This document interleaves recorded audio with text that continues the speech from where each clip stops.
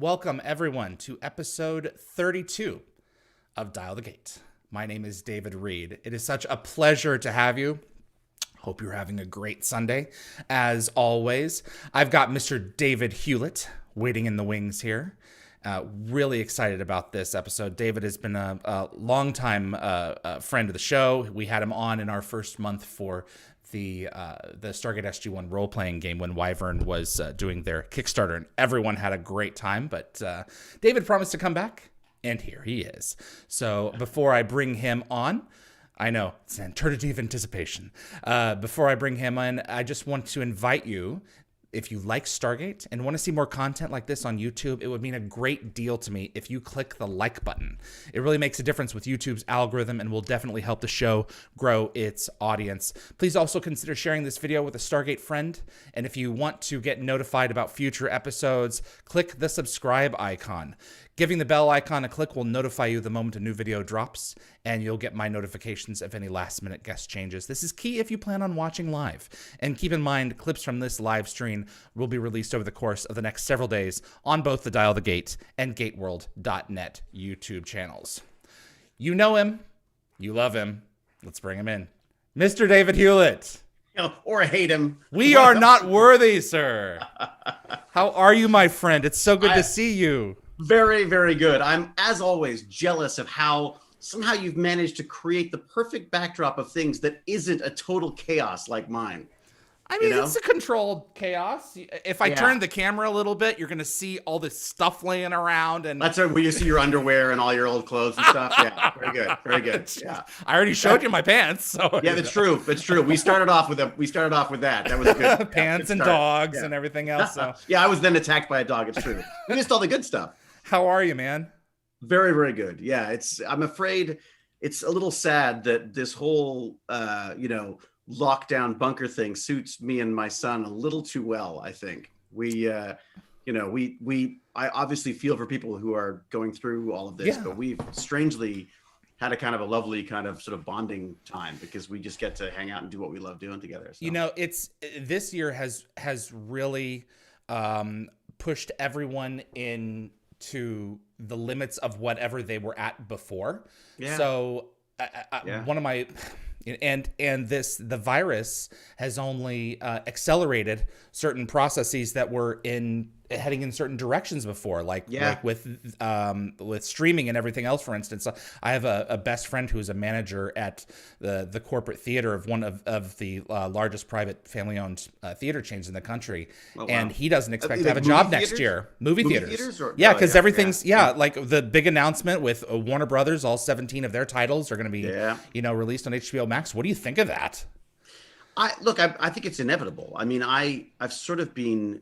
I mean, it's so weird because I make my main job is working in film and television, and at the same time, I hate the film and television industry because I feel like it's so archaic in the way it deals with people, the way we've got these windows of release, and it really came to the forefront for me doing Dog's Breakfast, where I saw how it worked, and it was so frustrating to me. I was like, just release it to everyone so they could see it. I don't care. Yeah. But of course, the only way they can make money is by creating this scarcity. You know what I mean? So they're terrified.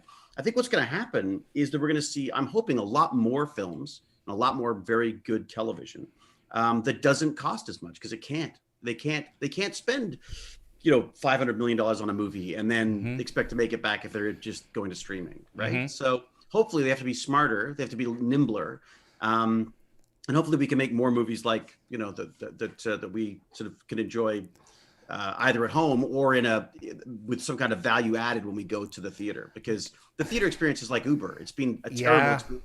David, I think that the age of the $1 billion blockbuster may be running its course. I can see video games doing that, so. but movies, I don't know. Well, that's it. I mean, because I mean, video games is a perfect example. I mean, the other thing is that these expensive movies are becoming pale comparisons to the beautiful, beautifully rendered games that you can play. Like, why would you go and watch a movie that forces you down one narrative when you can play it?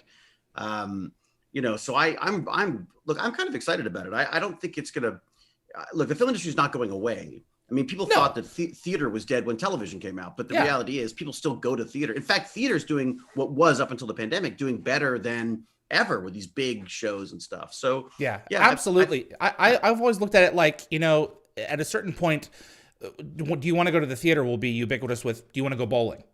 You know, it's not, it's just going to be, it's going to find its place after a while. You know, if I want to go and rewatch the original Matrix, you know, if there's a run of it. So but you want to see it in a theater. Right. Like the next, or let's go watch a television show together on a big theater with a bunch of people. That's true too. You know, can you imagine if Stargate was doing that? How great would that be? Go and watch Stargate at a theater, have popcorn, talk about it, throw things at me when I show up on screen, like make a whole Rocky Horror Picture Show out of the thing. You know what I mean? Like, I think that's the way theater is going to go. It's going to become a fan experience. And that's the kind of thing. That's what, when I went to movies, that's what it felt like when I was a kid. And now it's become this like, it's like, well, I thought it was in that theater. Oh, it's in this little one. Why am I? This is a crappy theater. Why am I? It's a bad experience. Like I say with Uber, you know, getting in a cab was horrible. It was terrible. And then all of a sudden Uber came along. There's people who like hand you a thing of water when you get in the car and they ask about your day. Yeah, or they actually give a crap. Yeah, you know. I mean, I think it's forcing change in a way. There's obviously huge downside to this stuff, and I really do. I keep reminding Baz about the fact that, look, while the world is changing because of COVID, we have to realize that while we may not have been directly touched, you touch wood, you know, yet, there are many, many, many thousands, millions of people who have been. So it's hard to keep reminding him of the fact that, because he would say like, oh, I hope we get shut down for COVID this Christmas holiday. And I'm like, okay, I totally get what you're saying, but let's just think about what that means for the people who are, you know, who are actually struggling with this stuff. So it's who are having trouble paying their mortgages and everything. It's a brave new world in so many respects. And I mean, you're a computer geek like me. You know, you keep an eye on the tech trends. The velocity at which our technology is growing is on one hand super amazing, and on the other hand super scary. I mean, Elon Musk's Neuralink, you know, will do potentially tremendous things for people with all kinds of physical disorders. But, you know, can you imagine connecting? I mean, I'm sure Rodney would love it, but can you imagine connecting something to your brain?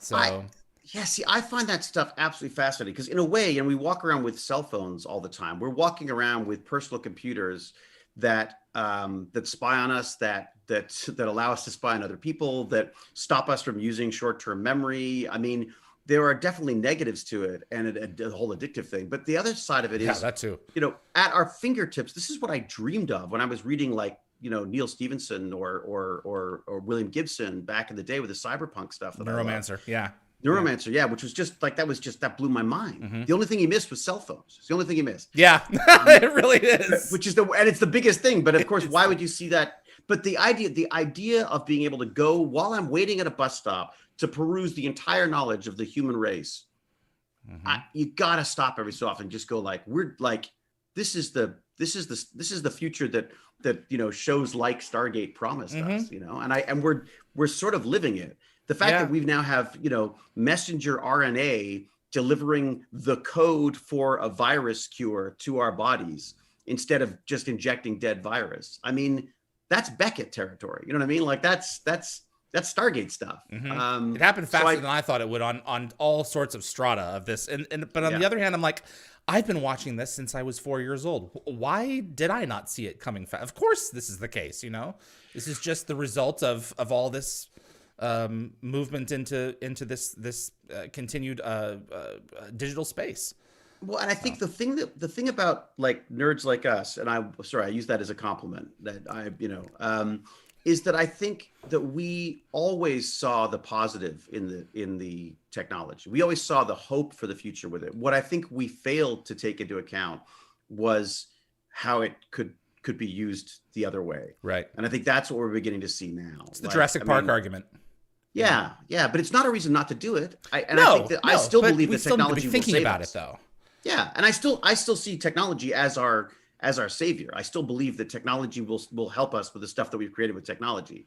But I do believe we have to start thinking about there's been an awful lot of straight white scientists creating technologies that they haven't thought through entirely. And I think that that one of the great things about bringing in sort of a diversity of both, culture and whatever, of lifestyle, whatever the terms are, that is going to, and is only going to help us, is to help us just look at things a different way. It's not just about making a $1 billion company. It's about, what's the $1 billion equivalent to like saving the planet, you know what I mean, as opposed to just making the $1 billion.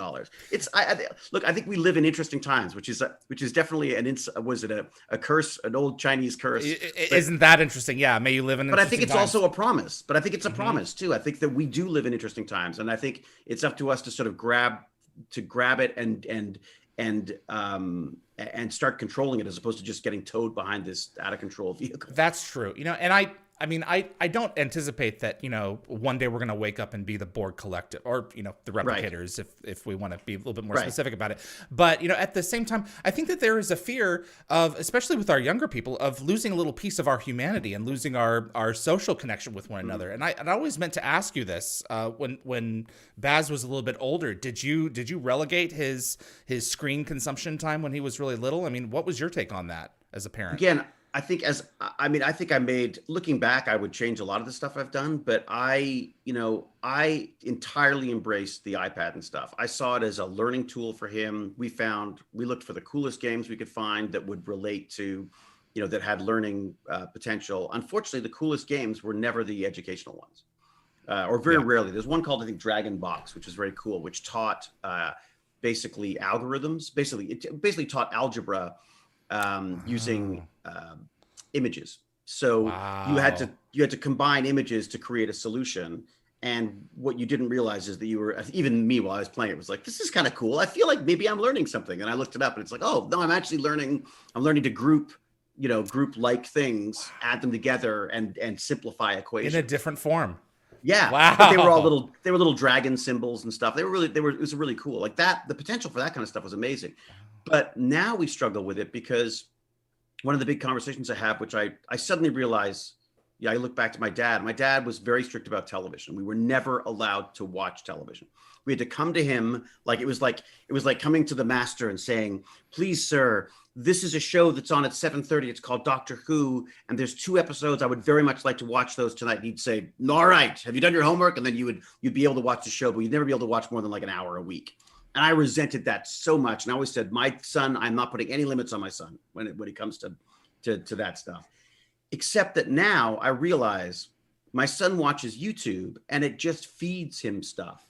And so we've had to talk about it. And I said, like, look, stop just taking whatever's recommended to you. And that's correct, because it's programming you.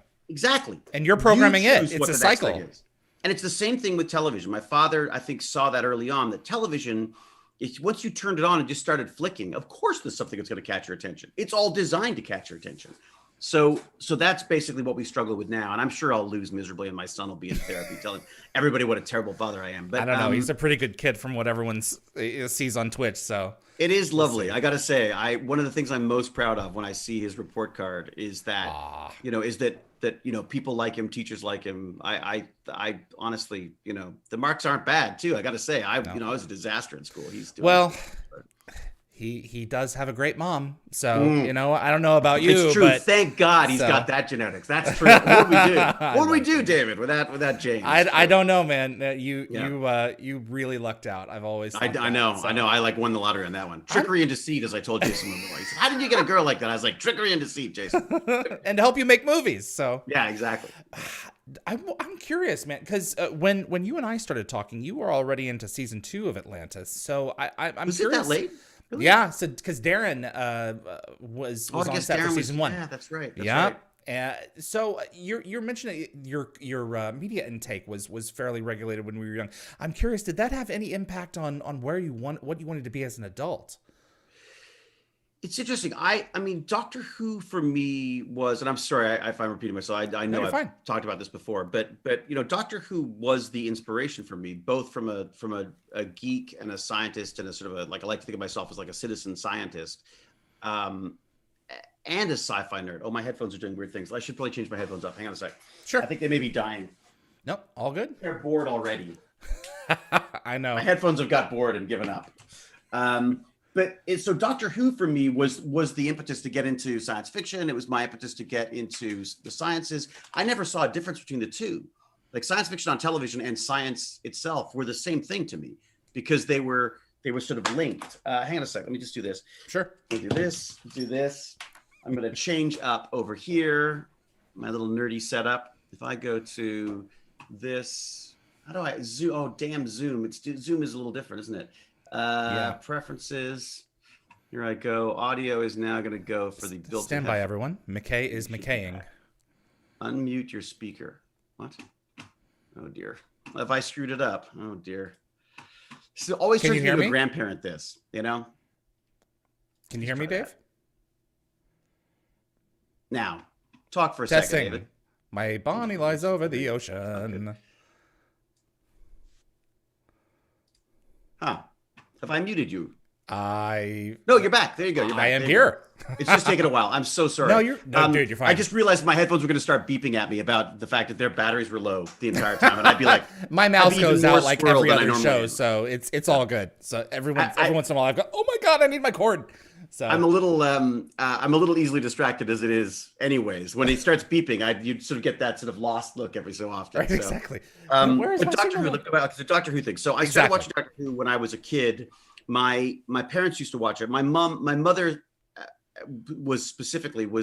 she loved television. I mean, she loved all these shows and loved all these mad sort of professor type things. And she used to watch horror movies and all that kind of stuff. So my father a little less so because he was, as a doctor, he just honestly just didn't have time. He was just busy all the time. So they used to watch Doctor Who, and I used to hide behind the sofa and watch it, like when I was like 4, 6 years old, something I can't remember. And but I was like, I want to be that guy. Like that's the guy. He doesn't have to use a gun. He doesn't have to bully anybody. Like I thought I could be that. I could be that guy because I'm like, I'm not gonna be incredibly strong. I'm not gonna be like, incredibly, proficient at any weaponry or anything. But I feel like I could know things, and so I loved it. I absolutely loved it. And then it was probably a few grades on in school that I realized that you can't actually be a Time Lord when you grow up. But even better, you could pretend to be a Time Lord. And that's really sort of where that's where the bug for acting came from. I mean, that was it. There was no other. Everyone has these stories about theater and all this, like falling in love with the craft. And no, I just wanted to be Doctor Who. That was it. I spent way too long trying to build my own sonic screwdrivers and that kind of stuff. And even today, so I'm playing with things now. I'm still doing, I don't know if you can see this little guy here. So I just what is that? So this is a little robot head, but you can. Oh my God, it's got eyes. You've got separate monitors for each of the eyes. Can I bring him a little closer? Please, yes. I may break him. What's his name? This is the kind of thing I was doing as a kid. And now because of acting, oh, his eye fell out. Oh God, his eyeballs are showing. There you go.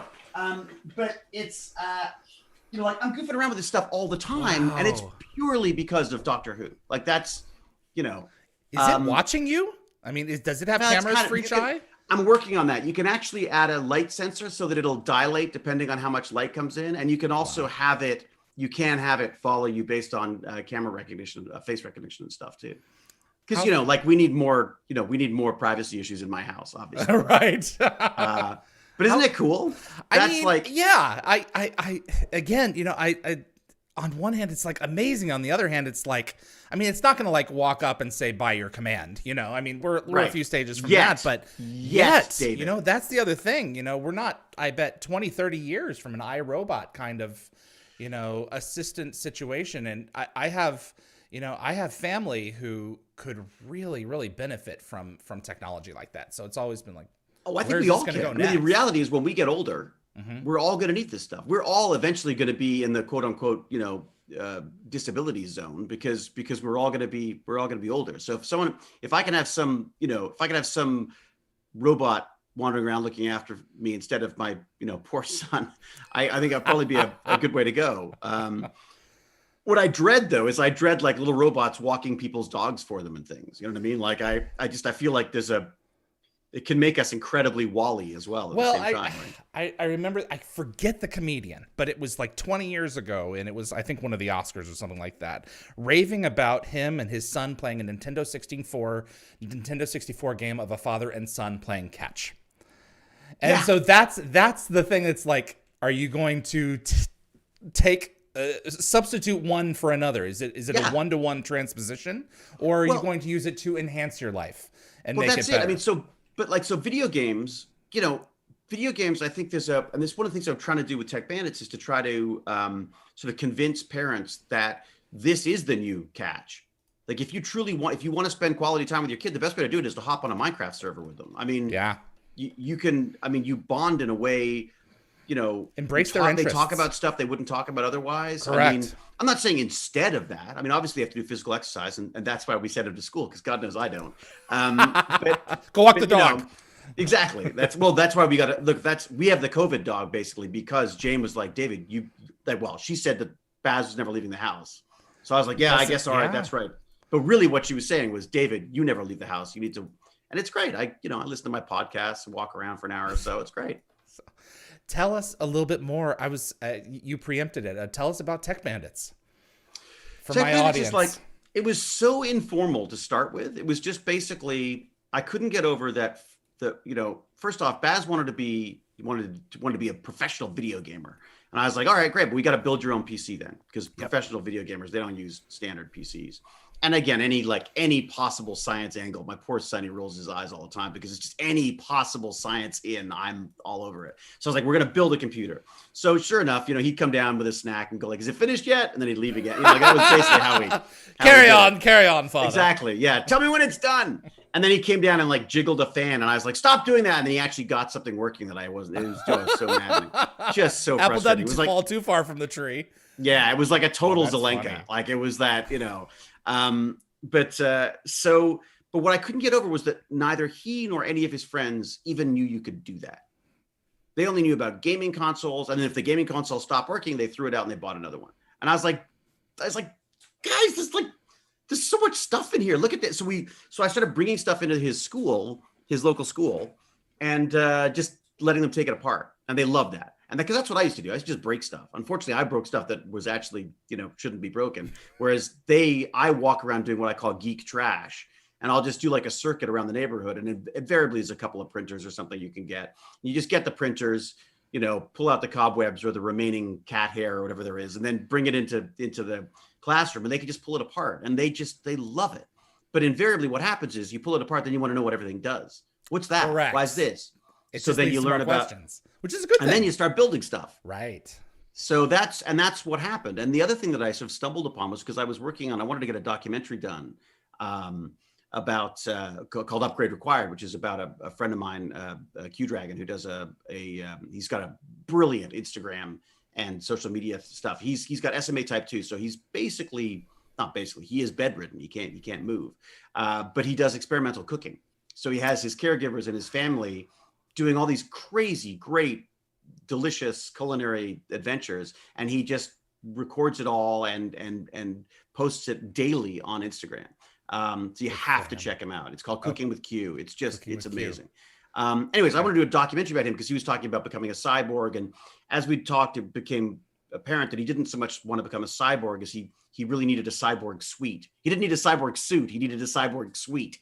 Because then he could all the ability to do editing and filming and stuff would be done by robotics was the idea. So I wanted to do a documentary about that. And but while I was working on it, the kids would say, "What are you working on?" And I would mention this, and they were so engaged by the idea that I started bringing in little robotics things and little sort of assistive tech things, and discovered that assistive tech is this amazing sort of way to unlock their interest in some of this science, technology, engineering, arts, and math stuff, because they suddenly see a direct connection with what they're doing in the club and what is going to have an impact in the world. Yeah. So unfortunately, just before COVID, I also teamed up with a local school that looks after kids with developmental and physical disabilities, and we were going to work with them together. Have my privileged little brats come in and work with them and do some work with them. But of course, COVID put the kibosh on that. COVID and teacher strikes. I've learned to hate the whole the whole infrastructure of the world. I want like my own separate thing now. But so if ever we could be in the Pegasus Galaxy, now would be it. Yeah, exactly. I want, but with a nice big clubhouse for everyone in the. I just love it because, and everything else. Yeah, exactly. Not just a place to golf. We just need a good lab. I want my Stargate lab here. That's right. So basically that's what I've been doing. So I've been gathering up all these different technologies and things, which I have some time to play with, but I also have long periods of time when I can't play with it. So I want to set them up so that like local kids can come in and use them as needed.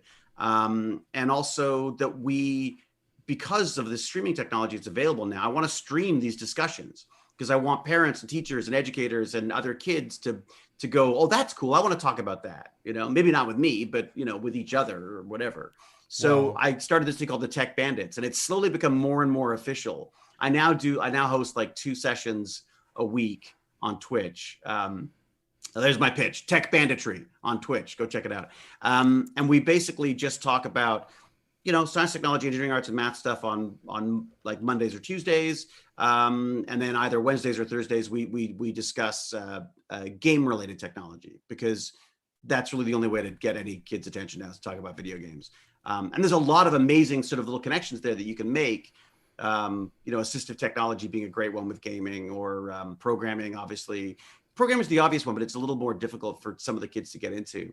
But even just like, just becoming like a savvy cyber citizen and stuff. It's just, I just absolutely love it. And I think I love it because I learn more from them than they do from me. And I don't profess to teach anybody anything because I know nothing.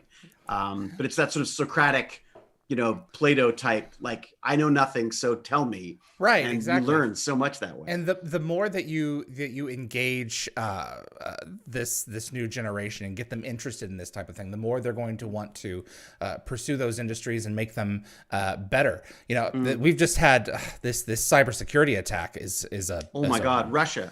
We just got pwned. Deal. We just got totally pwned, and no one is really talking about. Well, I don't think anyone understands the weight of this at all. No, the SolarWinds breach is absolutely huge. Absolutely huge. And sorry, go. Please, no. We need these kids to get some programming chops going so that we can. We need a whole team, a whole. Group of people to properly defend us against these kinds of things, and the only way to do it is to keep these kids interested in this anti-surveillance programming. The things that I came across with that, though, is that I found there's this huge push for programming. We got to get girls into programming. We got to get minorities into programming. And I think that's great. I think that's a good. It's not. I don't think it hurts, but at the same time, not all kids are interested in that. No. But what they are interested in is. But what we need to do is explore what they are interested in a way of programming. So, there's this sort of tendency to go like, well, Twitch, Scratch programming where you drag and drop. It's not really programming. I'm like, no, that absolutely is programming. Why should we learn some archaic language that's not going to be useful to kids in 10 years' time when they can drag and drop and get their results faster? We are going to get way better programmers out of kids who go, oh my God, I built a game, than a bunch of kids going like, what number am I supposed to put in here? Like, it's not like, it's just.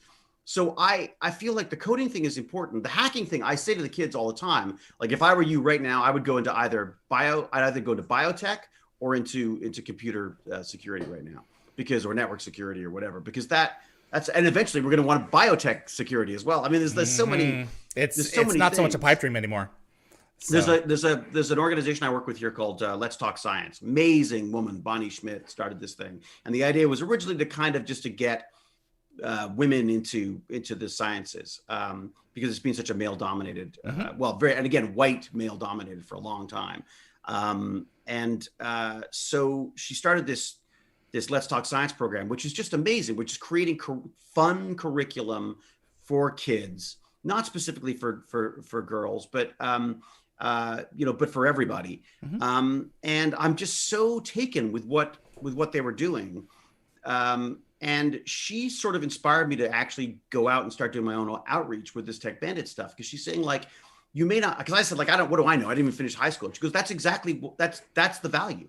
Is you don't know what you're supposed to teach or not supposed to teach. You just know what's interesting. And in that you operate at the level of about a 10-year-old kid anyways, chances are So I find that the things that I am interested in are generally the things that the kids I'm dealing with are interested in too, because I'm basically those kids. So, you know, I uh, think that the frontier is wide open.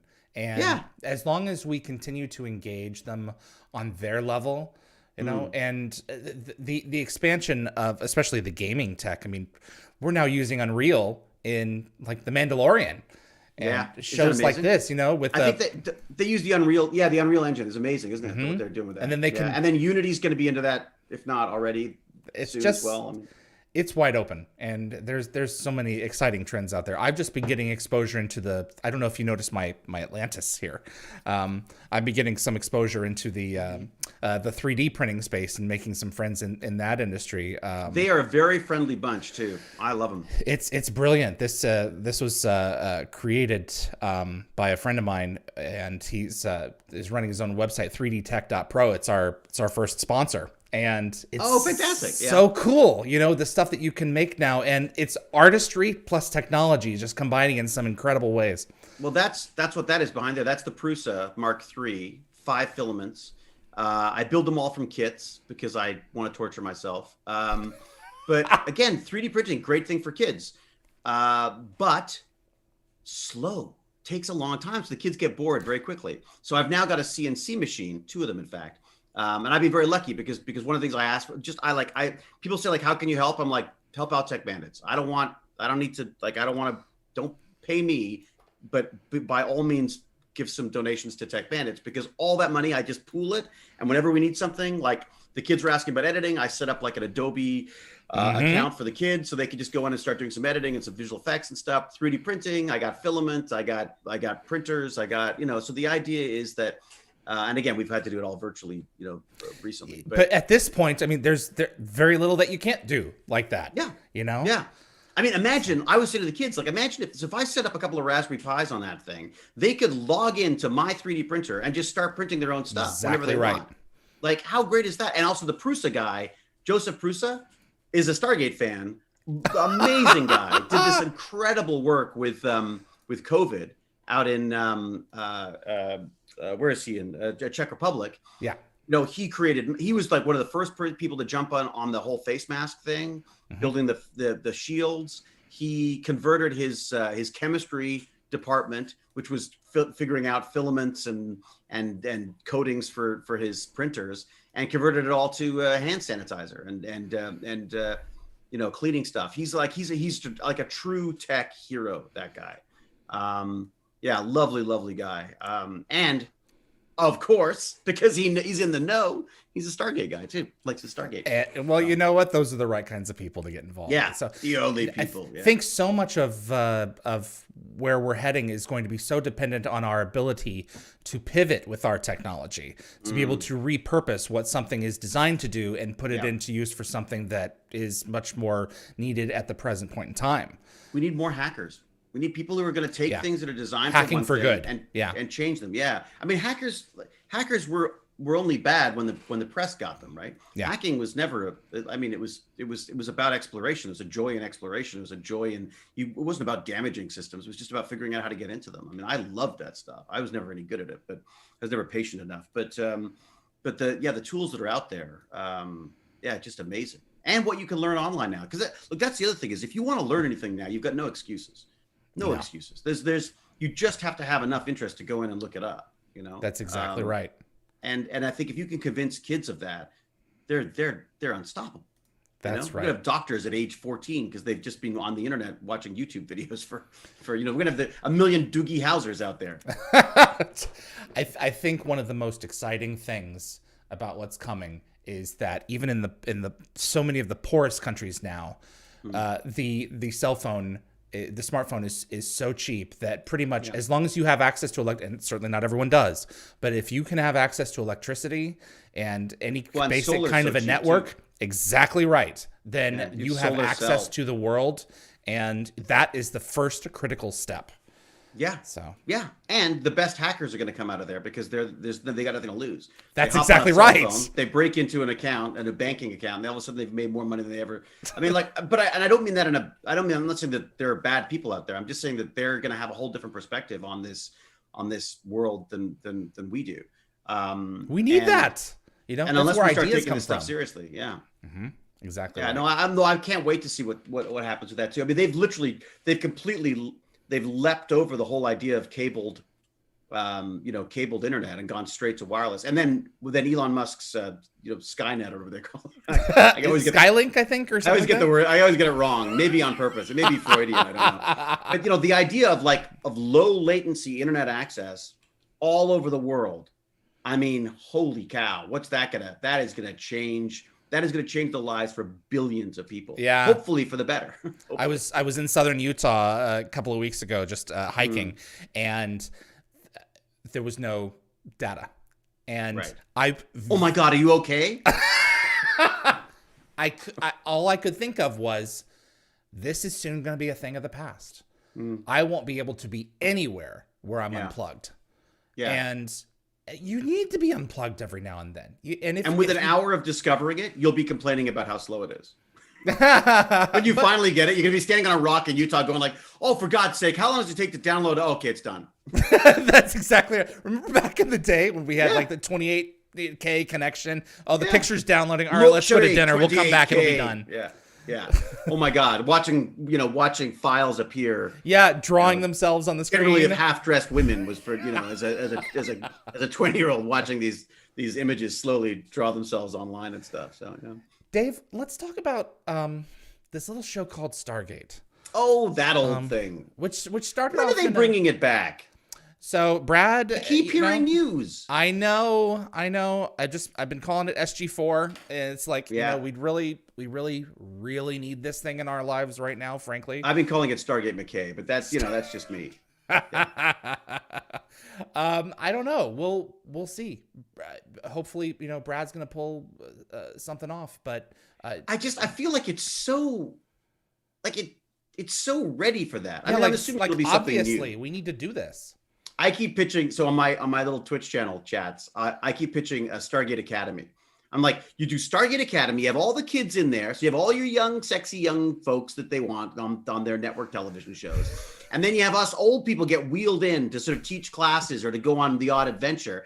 And then I'll be like Snape. Like, Amanda Tapping can be this beautiful Dumbledore type, and I'll be the Snape of the Stargate Academy. I mean, there's no shortage of great ideas for Stargate. This is true. It's just, is it just a matter of the rights? I feel like it must just be who gets what to do what. I feel like it must be business. I suspect business has a lot to do with it. I mean, but I mean, the excuse right now, obviously, is that we can't proceed forward with it until we get out of this situation. So that's fine. But before that, we're filming here now. Yeah, that's the other thing too. So and I think Vancouver's filming as well. That's where we shot Stargate. Right? Exactly. Anyway, sorry, I completely jumped your questions. No, you're good. I'll go back to being a good guest now. No, you're fine, man. This is fascinating. Did you see the feature film in the theater? What, Stargate? Yeah. The original Stargate? Yeah. What did you think of it? Did you think it would turn into 400 episodes? Do you think when you were watching it, did you see the potential for that storytelling device? That era of films, there was a snobbery about television, right?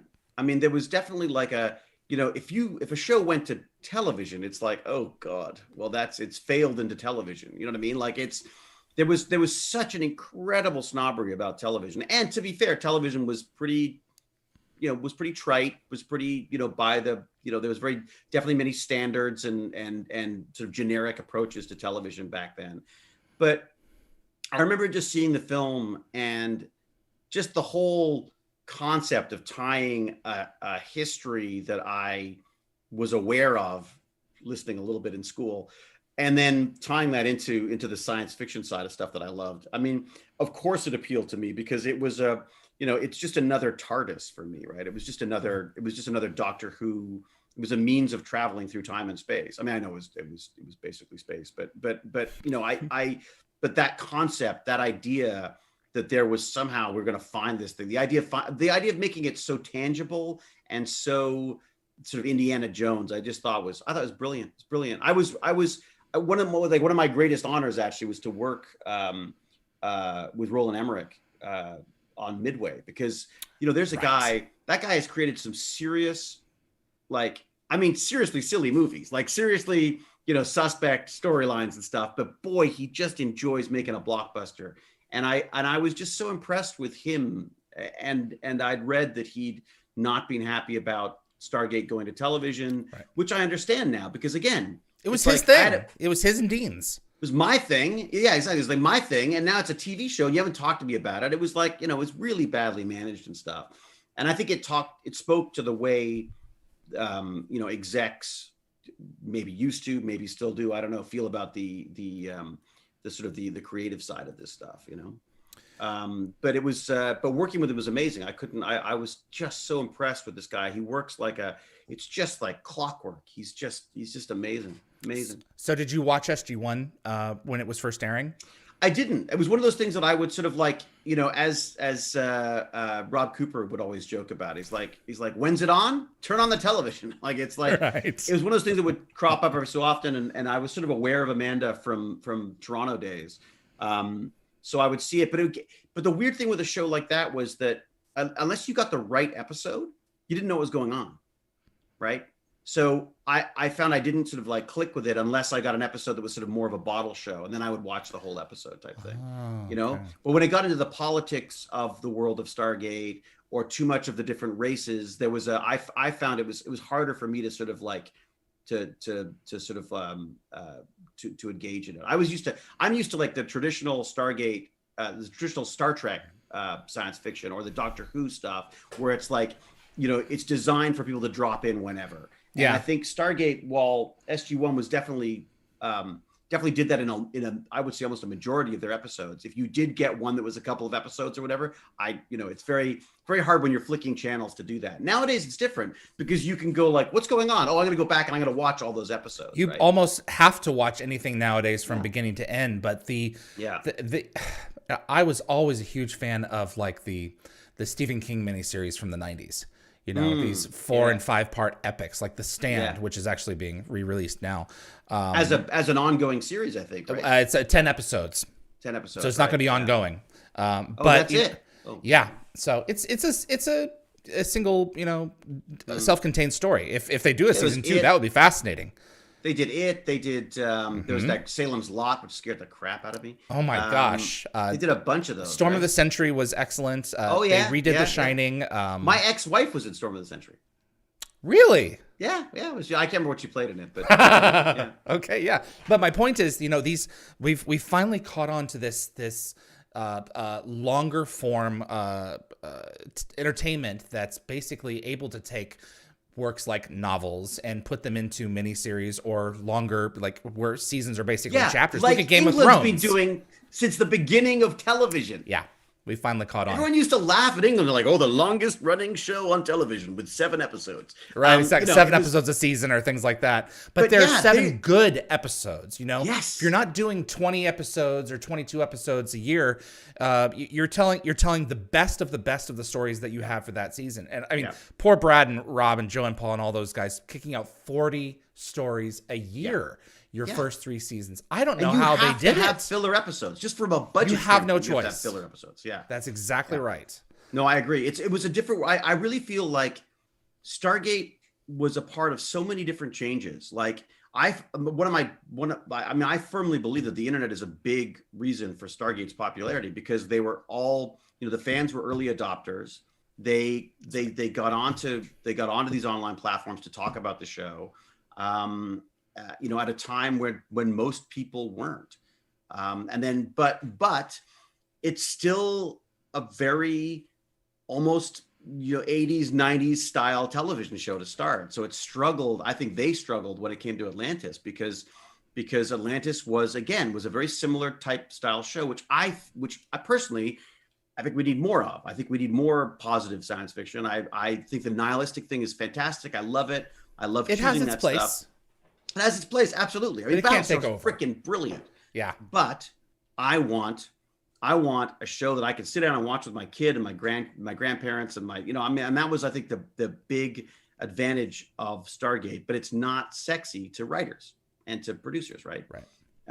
They want the latest edgy show that's winning all the awards, and people people want characters that they love and adventurous situations. And yeah, I think they struggled with that a lot. But again, Brad was the master of that stuff. I mean, Brad could walk that line between science fiction and comedy and character in a way that I don't think anyone, the very few people are able to do. The man is a playwright. He can stick two people in a room in pretty much any situation and make it as interesting or more interesting than any special effects that you could throw on the screen. Well, I mean, Game of Thrones is a perfect example of that, right? So Game of Thrones was a show that sure, it was all Dungeons and Dragons and all the rest of that stuff, but that was not the appeal of the show. The appeal of the show was those characters. And I heard, I don't know if this is true or not, but I heard on a podcast that apparently they'd almost finished their first season, and they sort of delivered it to HBO, and HBO goes, "That's great. What are you going to do for the next 15 minutes on each episode?" And they're like, "What do you mean?" And that was when they realized that they were doing an hour show, not a traditional television 45 minutes that would become an hour with commercials. And so they flipped out, canceled the battle sequence for their last couple of episodes, and just thought, who are the most interesting characters we could throw together into a conversation to make up that extra time throughout the series. That's largely true. And those became a lot of the best scenes in that first season too. I would argue they were the best scenes. I mean, again, the effects were great. There was like lightning in a bottle, that show. So many things came together on that show. But it's like Atlantis. You tune in for the characters. Yeah, that's it. That's it. And comedy as well. Because the other problem is if science fiction takes itself too seriously, you lose people. It's too specific. If it gets too geeky, all about the tech stuff, like my joke with McKay was speak quickly, because the people who care about it will go back and listen to it again. The people who don't just want to laugh at the punchline. You know what I mean? So that's true. Plus, I talk fast. Well, that's the other thing. My excuse for talking fast. Martin Garrow and I once talked when he was creating First Contact and Lost Tribe. It's like with you and Nykl on. You have to keep in mind that the script page, they're going to eat up the dialogue. Oh yeah, we're like very quickly. Page scripts. Yeah. Oh my God, I got some of the funnest times. Funnest? I just made up a word. You're good. Some of the best times I had, honestly, were working with him. I just absolutely lovely time on those episodes. What were they? Was it Contact? Was it First Contact and Lost Tribe? First Contact. Yeah. Last season. Yeah, just absolutely lovely. I just remember just that kind of laughing where you're laughing like there's nobody watching. You know what I mean? Just an absolutely lovely actor. And then Martin Garrow is just as a writer, again, fantastic at writing comedy, writing characters that are funny because of who they are, not because they're trying to get funny lines. You know what I mean? I remember visiting you guys on the set, and a lot of people will ask, what was the biggest practical joke or prank or everything, which is fine, but you go on.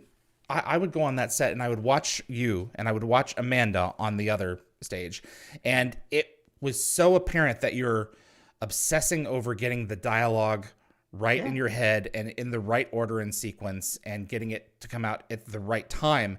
And, that's an intense process. And I don't know how you did it, man. I guess you just have to. I loved it. It became almost like it's still to this day, the same thing. I feel like it's almost like solving a puzzle or doing exercise. I just would obsess on getting things right. I just did a show recently and had huge scene and was really struggling, kept losing the thread on stuff, and realized how much of a muscle this is, like how much of a, the less of it you do, the harder it is to do. And also there's a sort of a sense of pride in it. I don't want it to be split up. I want to get a run at it. I'm and Amanda's the same way. I mean, Amanda's goes back to the days of theater as well, in that, we just want to get a run at it. You want to do the whole thing. I loved it. And unfortunately, because of that, I feel like I didn't have the time to talk with people as much as a lot of the other cast did. You know what I mean? Because you had a lot of lines, you'd go home and learn the lines, fall asleep, get up early in the morning and go back to work again. I loved it. But sometimes looking back, I feel like, I think you become a little bit more of an within the group, because you can't do the dinners every night. You can't do you just have too much to do. You have to learn the lines. They have to get in there. And somewhere or another, at some point or another, you have to have a life as well. Well, that was the RDA thing, right? So on a plane with RDA, flying in for the first episode of Stargate Atlantis, the pilot. and he's there and I'm there. We're sitting literally in, business class. I'm all excited because I had $60 in the bank when this started. And there's freaking MacGyver sitting beside me. And I was wading through this massive script and highlighting stuff and circling things and jotting things down. And he sort of looks over and sort of pulls out 2 little fact sheets and sort of waves them and sort of settles them down onto the little lunch tray, and then scratches out the first one, circles the second one, scratches out the third one, turns to me and says, "Get them wrong, they stop giving them to you." I was like, oh my God, if only I'd taken his advice. Because invariably the more you can get done, the more they give you. But I just loved it. To me, it's almost like it's like running a 5K or something, which I haven't. I don't. And the techno-babble itself is we had Nykl on a couple of weeks ago, and it's that guy, right? It's a language in and of itself. Yeah, that there is a rhythm to it, and that you have to sometimes decode it to really get what specifically the science that Mika created behind a lot of it. But at the same time, you're trying to get to a point. You are explaining the MacGuffin or whatever the circumstance is in order to move the plot along, and you are servicing the plot as much as you are servicing the character. Well, and trying to marry the two, because there's sometimes, you see a lot of actors who go like, "Oh God, it's just like exposition. I just got to get through it," and I think that's such a mistake because that's where you lose people, right? I mean, you want to you have to, and to be fair, credit where credit's due. The writers made it. They mixed in the comedy, they mixed in the character stuff in a great way. But the idea of trying to make this stuff, if you're excited about, I see this with the kids with Tech Bandits. If you're excited about something, they get excited. That's contagious. The curiosity is contagious, and I think that if you can somehow get that across in your in what you have to say. The other thing that really helps is you love what you're doing, right? I mean, I love it. I'm like, every time I launch into one of those speeches, I just kept thinking of Tom Baker. Doctor Who, talking all that stuff. And I remember as a kid going like, what is that? I want to write that down. What does that mean? I would study that, not as an actor, but as a nerd. Like, I wanted to know everything about this stuff in the same way that I bailed on your trivia today because I feel bad, because the reality is you and the people who watch this know more about the show than I do now, honestly, because we're just not, we don't have the same say insight into a lot of this stuff than the people do. I mean, I feel bad that I don't know as much about it. I think that you know more than you would give yourself credit for. I mean, it's not like I would throw you in episode 4 of season 5, Rodney. I'd be like, we did 5 episodes? I think you would have a better time than you're giving yourself credit for, but it's okay. So, but no, it's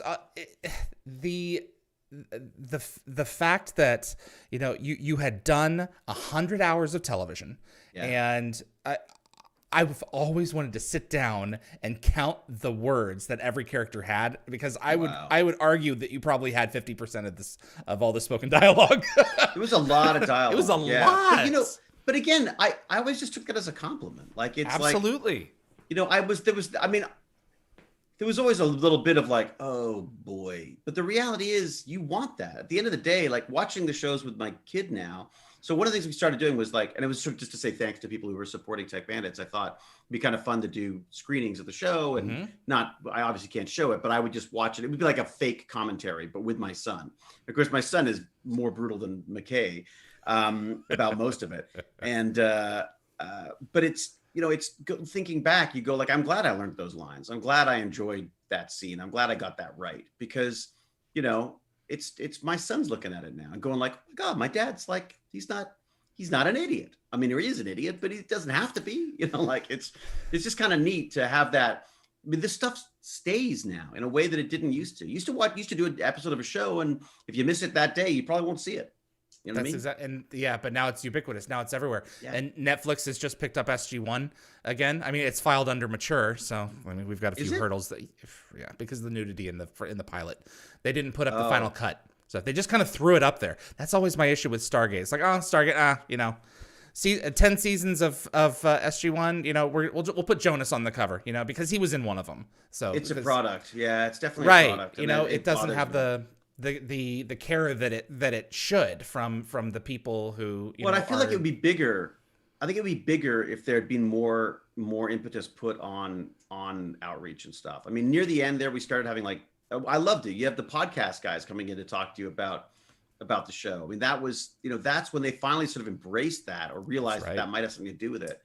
But they always brought in these marketing people and you'd be like, what do you, you know, you should take an ad out in Variety. I'm like, no one in Variety gives a crap about this. We should be go to Nature magazine, go to like National Geographic, go to like, we've got a smarter audience than a bunch of freaking Hollywood people. Like, what do you, I always felt like they got it wrong. And they're always like, well, it's a male audience. I'm like, it's not a freaking male audience. Stop saying that. Of course the guys like it, but I got news for you. So do the girls who are dating them. I mean, like, or the ones they're married to. I mean, like, it was so frustrating to listen to this, like these marketing people try to tell you how the show should be or was going to be marketed. I mean, you know, like, I remember we did like one season, we did a whole, I'm sorry, I sound like I complain. I'm not really complaining. I think you're providing context to the situation. Yeah. Why don't we have an SG4? It's reasons like this. Yeah. It's like, that's it. And I think that's the reason why it's not going. It's because I don't think that, you know, that the writers and producers got the support that they needed from the you know, from the people who are making the show. But again, that's, you know, I guess part of the job is convincing people that that's the way it should be done. But it's not cool like Star Wars is. It's not a fairy tale. It's sci-fi. The funny thing about Star Wars is, like, Star Wars sucks when it tries to become science fiction. Star Wars was never science fiction. It's a fairy tale. It was fantasy. It was science fantasy, and I loved it for that. That's why I love The Mandalorian, because I feel like it's returned to this kind of that's fantasy. A Western. Exactly. Yeah, it's a Western. Exactly. And that's probably a better, you're right, David. That's probably a better description. It really is a science Western. And that's what it originally started off with. And then they tried to explore the science. It's like, oh, give it up. Whereas like Star Trek, if you take that science out, then you don't have Star Trek anymore. Mm-mm. Like Star Trek was for people who wanted to delve deeper into these concepts, you know? Mm-hmm. And then Stargate, I think Stargate was like a nice mix of the two, you know? I mean, you had very smart people with some really interesting perspectives on you know, on society, on interactions between people, and also on technology. And I think we always had the advantage of being able to have a contemporary sense of humor and a contemporary perspective on the science fiction that we're dealing with, right? There was always someone to step back and go like, that alien's not wearing any pants. You know what I mean? Well, you know, pants are optional for some aliens. Yeah, but exactly. I think it comes down to what do you want out of your entertainment? And I have friends who just exclusively go turn on whatever program to turn their brain off. Well, I want to turn my brain on. Yeah. You know? Yeah. And it's just a different core motivation. I think I would argue in a way, though, that certainly Atlantis, I felt was not turn your brain off, but I felt like you could just kick back and enjoy it in a way that you can't sometimes with other. Undisputable. Absolutely. Yeah, you know, and SG1 certainly as well. I mean, I it's funny. I remember, God, it's so funny looking back on it because there's just so many. I've probably forgotten more than I remember, but you know, I remember every year there being these, you know, like network meetings and you know, these sort of the wonderful pilgrimages to Comic-Con and stuff. And again, like the Comic-Cons where I felt like I was like, this is where I feel like this is where you go like, look, it's Mecca. There's 5,000 people in a room, and you're talking to them about don't record it, like. You know what I mean? Like they were saying, don't record it because if you record it, then we don't get the ratings. And it's like, I'm like, if you have to beg people not to record your show, if you have to beg 5,000 of probably the more technically advanced people on the planet to not record, to not use the technology that we're preaching in the show, you know what I mean? Like it just seemed crazy to me. That's why I love the internet. I love Twitch. I love YouTube. I love all this stuff because I feel like it's bringing it back to, you know, it's bringing it back to the people. It's bringing it back to like, you know, the fact that you could do a show like this. I mean, there's a good chance. I mean, I don't know where you are with it, but I mean, there's a very good chance that this becomes a living. I mean, whoever thought that was possible? Like even, you know, 10 years ago. I know. That's why I'm saying, you know, all this is accelerating very quickly. And so we all just have to hang on and, you know, be there for each other and, you know, be supportive of one another through this whole thing. Exactly. So Well, and the other thing I love about the internet side of this stuff is you're not competing. There's no, like just because there's 50,000 podcasts out there. I mean, yes, obviously there's a limited amount of time to listen to things, but right. just because I'm not watching this live, I can still watch it later. Or I watch you live and I watch someone else later. I mean, there's no Scarcity. yeah, there's no scarcity fact. And I think that's what terrifies traditional television and film is there's no scarcity. So there's no value. Oh yeah. The writing's on the wall. It's they're either going to transform with the rest of it or go extinct. And that's so exciting. Yeah, so. I love it. I mean, I'm all for it. Yeah, I honestly, like my wife. My wife is producing films. That's what she does. She's in traditional television and film. And what's weird is I started thinking that I would be doing that with her, and I have completely changed. I'm only interested in online stuff now. I'm only interested in Twitch and YouTube and whatever other platforms show up because I feel like I would. That's where my audience is in my mind. I mean, that's where I want to be. I love this stuff. And the kids, it's hard to get the kid to watch an entire film. You know what I mean? Yeah, that's got its own issues. I mean, there's another concern is just the lack of attention, the lack of the ability to focus. But I mean, that's separative of the content being interesting or not. Because there can be a situation where, well, this is actually not really that good at all. So yeah, it's a weird thing though. It's the slow build, right? It's like that. It's like Hollywood's got to this point. No, not even Hollywood. I think just like media entirely sort of got to this point where we skip the setup. We just dive straight into it now. Whereas there used to be like a setup, and then you would build this like suspense, and then you would get your first reveal, and then the movie would really kick in, and that kind of stuff. And that was the criticism of season 1 of SGU. Oh, really? Yeah, that it was a slow build, and then by the time you got to season 2, those who were sticking around for it like, this is good, and then you had so many of the audience who was like, oh, I was already gone at that point.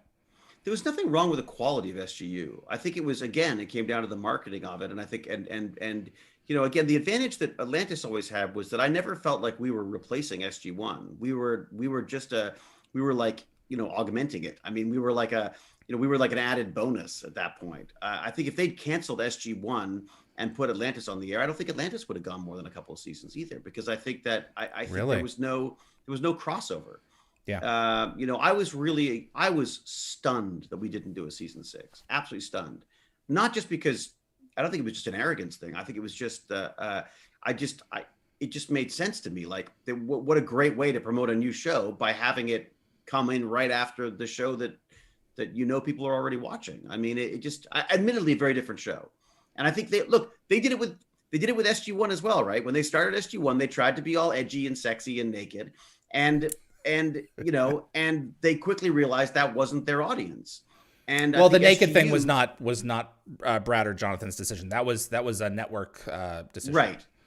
So. I mean, basically, I mean, like the collective. Everybody. The fact is that what got to air was this, because that's what they thought that the audience that they were appealing to, and then they realized over the years that this is a very different audience than that. They didn't need this edgy stuff, and I think edgy is one of those things. Like, I understand edgy for the sake. I understand edgy if you need things to be edgy. You want there to be a sense of peril to things, for sure. And I mean, Doctor Who, for all of its silliness, there was always an element of like, maybe he won't get out of this. You know what I mean? And I think it was so important to do that. And I was always sort of like stressing that to people on set, because it's like, you want to make sure that people feel the peril. If you don't feel that your characters are in peril, or they don't feel in peril, then the audience isn't with you either, right? That's right. Every once in a while, needs to feel like he's screwed every time. Exactly. Explosive tumors. Yeah, exactly. Yeah, don't even start me on that one. That was, I don't know what the hell. What? My favorite episode? We can't talk about it? Oh, well, the explosive tumor thing. Yeah. Just the explosive tumor thing. Yeah. Oh, God. I before we get into fan questions, we've got a number of them here. Because you're such a data head, or tech head rather, there was so many tablets and devices on set. Did you ever get to have any input into making any of the tech looking more credible, or were your comments ever welcome? The only thing I insisted on, and I don't think I even asked anybody, I just did it, was I was not going to walk around with those stupid pencils. I was like, this is not how we're going to interact with these tablets. There's no freaking way in an emergency I'm going to go pull out a pen and start. I need to be able to hit this tablet with my fingers, which is funny because and which is a little thing, but hadn't, the iPad wasn't out yet. No. Yeah. So the idea of, so basically I'm claiming I invented the iPad. But no, just the idea that it needed to be more tactile for me. And when guest stars would come on, I'd say like, actually don't bother using the pencil, just use and they're like, oh, thank God, because it's fiddly and all this stuff. That's right. Yeah, but you were several years before that. Look at you. So, well, it just seemed, it was partially just acting as well. I knew that I was going to be fiddling. I hate props. I love props in that I love them. But I hate having to use them because I'm just not that. I'm so badly coordinated. I'm such a klutz. I'm dropping stuff all the time. I'm like, if there's a foam set, I'm going to lean on it. Like I'm just like the worst at that stuff. So it was just the logistics of like, I felt that if I was playing around with a pencil the whole time, I was going to be screwed. And two-handed, it was just so that was the only real impact I made on the technology side of stuff. I kept bugging them about sponsorship. I kept saying like, come on, we could have like the coolest things. And then these like big giant Dells would show up, which were at the time were quite high end. But I was always like, why? I feel like, and you look back at it now, Baz is like, oh my God, what are you carrying? Like, it's like, you got a Game Boy. So it is U.S. government here we're talking about. I don't necessarily think that they would all have Macs. That is true. That is true. And would you really want a Mac to interface with Lantian tech? So. Yeah, that's right. Well, everything was USB. I used to joke about that too. That everything was like. Luckily, the universal standard was USB for basically even the Wraith, all their ooey gooey technology stuff. There was still a.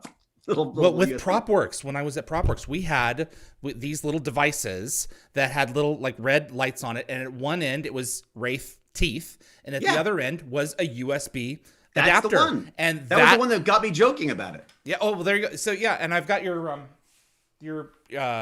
little Game Boy right over here. So you got it. Oh, great. Yeah. So it's little things like that sold. What the overall idea is that we are evolving this technology with our own tech and making it work to get the story across.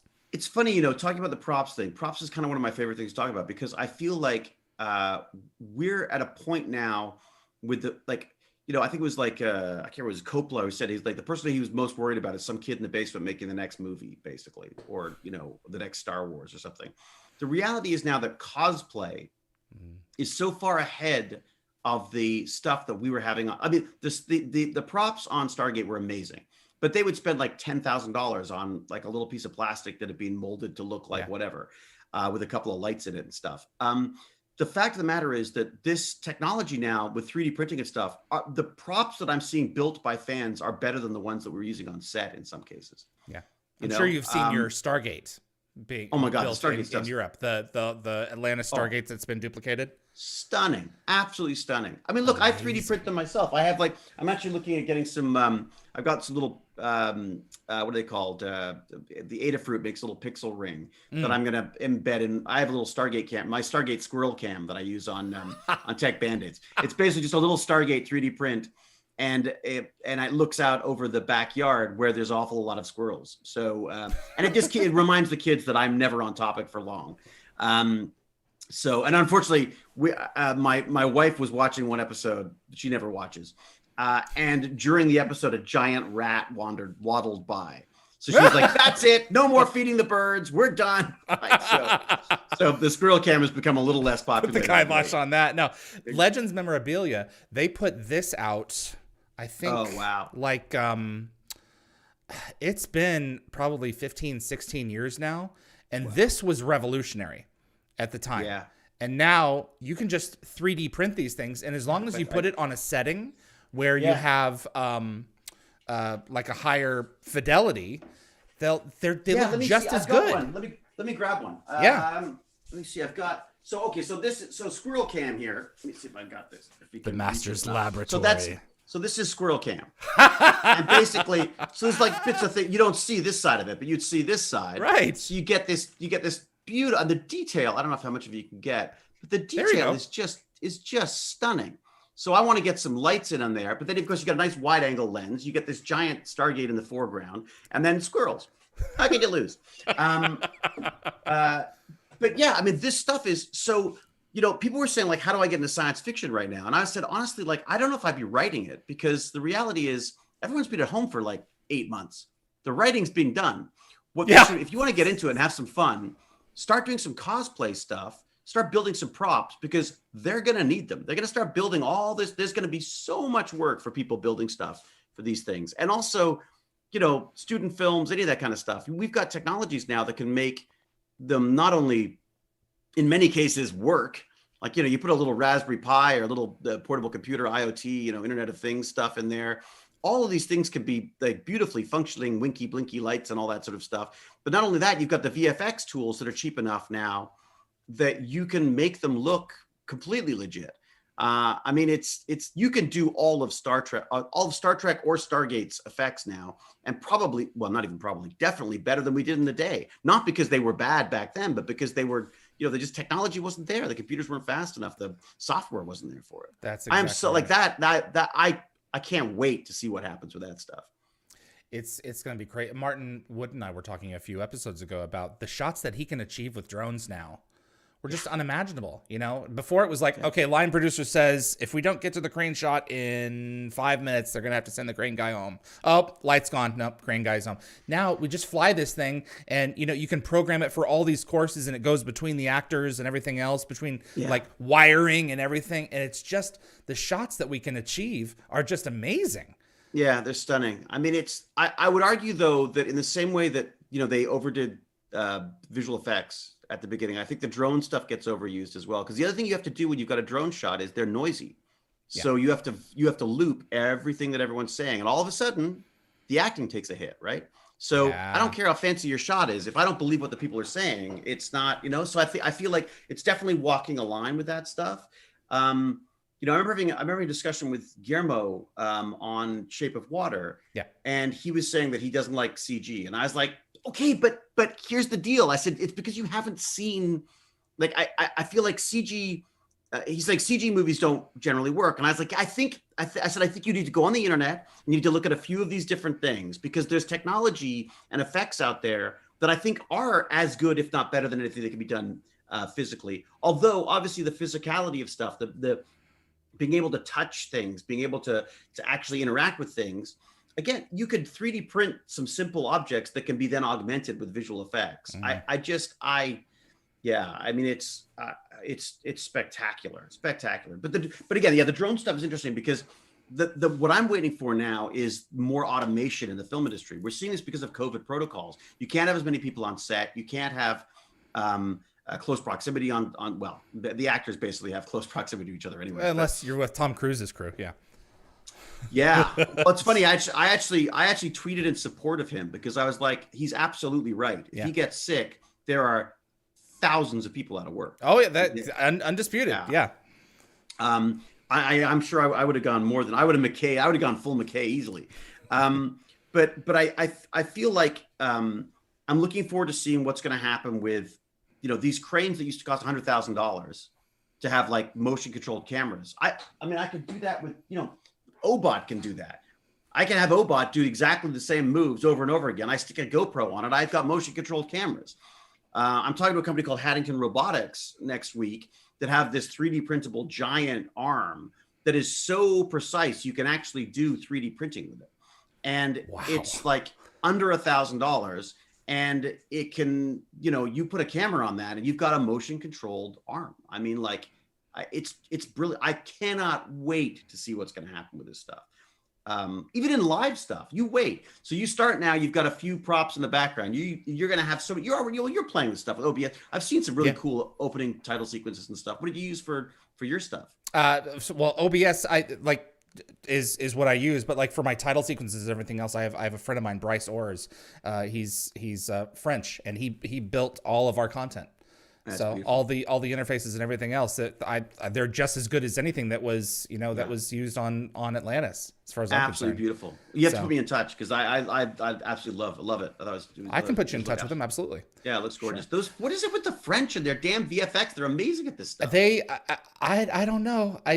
There's something going on there for sure. So Because I've been looking at the what is it called, the Stargate network, the Stargate network, the game. Bryce. Is that Bryce? Yeah. Of course it is. Of course it is. I'll get I you only in know touch. them as their code names on Discord. And stuff. Is it Ibrek and all these different folks? But Well, it just goes to show, if you want something done right, go to the French. No. mais oui, c'est vrai, c'est très vrai. At least as far as visual effects, yeah, he's a genius. So I love his Yeah, work. it's gorgeous, absolutely gorgeous stuff. Yeah. Jonas wants to know: do Yes. you think that there is intelligent life? Yes. Maybe not on this planet, but certainly somewhere else. Yeah, absolutely. I think it's an absolute. I mean, what kind of? You'd have to have a definitely McKay-like ego to believe that intelligence is only available on this planet. I feel like we're dealing with such unimaginably huge numbers of planets and stars that many of which I'm sure, well, a few of which will, I'm sure, fall into the Goldilocks zone that allows life. But I also, I also wonder if there isn't stuff out there that doesn't conform to what we consider life. So people ask if I believe in aliens. I'm like, yeah, they're around us all over. Look at them. I mean, go look at the depths of the ocean. Go look at the microscopic world. I mean, we are surrounded by the most alien, bizarre creatures that are, absolutely believe there's intelligent life. And I hope that one day we'll become one of those intelligent life. Well, I mean, also, you're right. I don't know how much it would resemble like us. The majority of the universe is dark matter. So, Yeah. I mean, who knows if we'd be able to even communicate with some of this stuff. Well, and the idea that, I mean, I sort of make this joke that the first aliens we meet are going to be transformers, because the only thing that's going to be able to get to us is something that is not living. It's going to be so far, and in fact, the first interactions with us are going to be these drones and rovers and stuff that are out there. So I feel like, in a way, that's my excuse for watching my excuse for watching and enjoying all of the Transformer movies with my son. So you don't believe we've been visited? Do I believe we've been visited yet? That's an interesting question.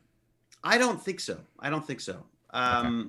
Yeah, just because I don't feel like I don't believe that any sufficiently intelligent race is going to sneak onto our planet.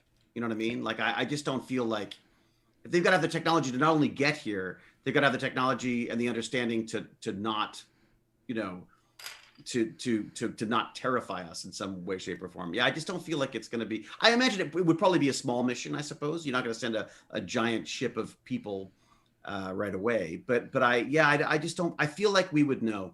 I feel like we would know. I wish we had, but I don't yet. I think there's a reasonable chance that it's us visiting from the future. Well, there's that. Yes. Well, that's true. Yeah. I mean, there's definitely this. The whole time travel thing is a whole other kettle of worms. That's fun to think about. Well, I mean, if you had the tech, at a certain point down the road, you would send historians back to observe if they could observe without interfering. So, unless you have no problem with making new timelines.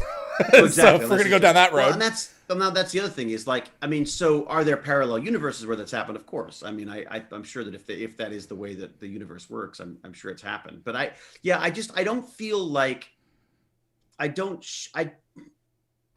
believe that something as monumental as that can be hidden. I just don't believe it at this point. I don't feel like. I mean, if it happened like last year, if it happened in 2020, then maybe. But I just don't. I don't believe it's happened yet. That's fair. Mercurian, David, the role you embodied inspired many young people like myself to pursue a career in science.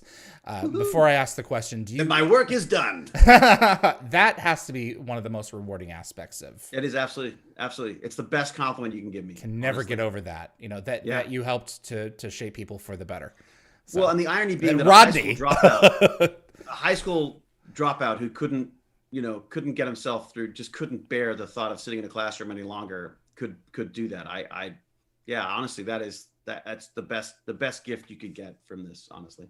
McKurian wanted to know, from your point of view, what's the most clever trick or ingenious idea Rodney ever came up with to save the day?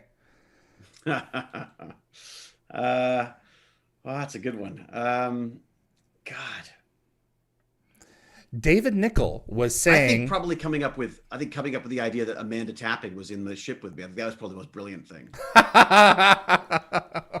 that he would conjure her. That he would conjure her and use her to bounce the ideas off. I think that was probably his most brilliant way out of something, I would say. David Nykl was saying that he came up with wormhole drive, and I went back for the last episode, and I went back and checked, and his line is actually that it's something that Rodney has been working on. Of so, of course. I think we have to basically. I think look, the wonderful thing about Rodney is he'll take credit for anything, but I loved the interaction between Zelenka and McKay. It's very hard not to mistreat Nykl on set as well. Because you get into character and you start like, oh, shut up, my line or whatever. You know what I mean? Yeah, I loved that interaction because I'd seen it. I'd been a part of it. You know, I mean, as a computer nerd, and I took a bit of time off and worked in IT, and you'd meet these people who were just impossible to talk to, impossible to work with. But they were so good at what they did. And I think they just encapsulated that in such a great way. I mean, I think that one of the reasons why they gave McKay so much to do, I think, is because the writers are very McKay. I think they're definitely McKayisms to a lot of the writers. And I don't mean that in a bad way. I mean in both. Well, I mean in both. They're both brilliant and curmudgeon-y in their own ways. I wasn't planning on asking you this, but I can't resist. In the Me Too era, were Atlantis done today? Do you think Rodney would have been written more? It's such a tough one. Yeah. Yes. I mean, I think honestly, nowadays, so if he was done right now, I mean, I think Rainbow Sun Franks would be a great McKay. I mean, originally he was supposed to be a brilliant black astrophysicist, and I think that Rainbow has matured into an amazing actor who does a lot of this exposition stuff now. And I think, and I don't mean that in a bad way. Sorry, I make it sound like I'm lamenting that. I think that's the way it should be, frankly. Mm-hmm. I was being very, very fortunate that at the time, they were still very clunky in how they were going to try to cover diversity on television. And it was about sort of like, how many of those do you have? How many of those do you have? I mean, it's a horrible system. The number of times I would get, they would, called about an audition, not on this show, but on other shows. They'd say, no, we've gone black with that role. And you're like, oh God, listen to yourselves. Like, A, I didn't get the role, but B, like, what are you saying? So I think that would be very, very different, very, very different. In fact, one of the reasons I'd love to see the show come back. Why I'd love to do it again is I'd love to see, someone who's going to get called out for Me Too would be McKay. I mean, McKay said and did all of the these terrible things. I mean, the way he talked to Amanda, grabs her butt in Mobius. That just wouldn't happen now. Exactly. It wouldn't be portrayed on television. Well, and it's one of those things that I think, it's one of those things that I think it's not even that it shouldn't be portrayed on television. I think it should be portrayed on television. But it's played as a joke. It wouldn't be portrayed as he would still do it if you wanted the audience to go, that's an ass. Not what he's grabbing, but what who he is. An ass. I mean, this is the thing is he was an ass. He is he's everything that's wrong with science. I mean, I would say almost society at this point, where arrogance, there's an arrogance, demeaning. there's the selfishness. I think I've always said that I don't think that we even use the term anymore, but Asperger's. He is terrible socially. I think he doesn't care. I don't think he cares because he knows. I don't think he knows that he's right. I think he does care. Okay. I just don't think he understands it. I think he doesn't understand social cues. I mean, it's classic, on the spectrum behavior, because he just doesn't. I don't think he picks up the social cues right. I don't think he understands it. And he was sort of raised. We were at that time, that era. Those were the people. I mean, those were the people who ran these corporations. People people were, put on pedestals for being smart and ruthless and not saying no, not taking no for an answer. And then suddenly we realized that we're rewarding psychopaths. So I think there's a pressure for men to behave that way to some extent. That's how you proved you were a man. You didn't admit defeat. You didn't, show emotion. You didn't, women were beneath you. And I mean, it's all wrong now, obviously. Not even now, it was wrong then. But I feel like it was a culture that was, that I think it'd be interesting to explore it now. I mean, I would love to see McKay show up with a younger generation and see and understand what he's allowed to and not allowed to say and stuff. I mean, I attended every show that you do now. If you're in for more than a couple of episodes, you do different types of training, whether it's COVID training or in this case, it was I want to say assault training. It's not assault training. I'm the worst of training to get, but sexual assault and abuse, like a lecture that talks to you about all the different potential ways that this could be construed and stuff. And there are things that as an older straight white guy, I didn't get. I just didn't get it. I wasn't aware that there were things like,